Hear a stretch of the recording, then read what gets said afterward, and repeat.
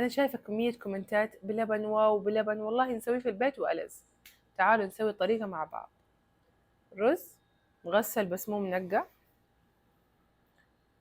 نغمر موية تماما.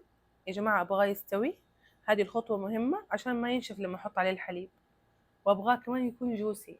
لما يستوي الرز ويكون شوية كده طري، لما أحط عليه الحليب ما ينشف ويكون جوسي. نحط علبة قشطة أو علبتين قشطة. أنا أحب أحط القشطة الفريش بس ما عندي قشطة فريش، فحطيت القشطة هذه، بس الأحسن الفريش.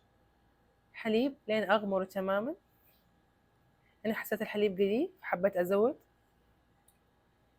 ملعقة زبدة كبيرة، بس هذه الخطوة اختياري، ما تبي تحطوها بكيفكم. طيب السكر برضو اختياري، يعني أنا حطيت هنا نص كاسة سكر، تبغوا تزودوا زودوا.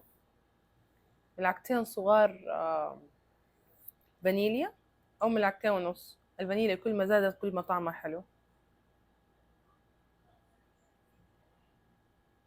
طيب يا جماعة، في خطوة ما صورتها بس ممكن تستغنوا عنها.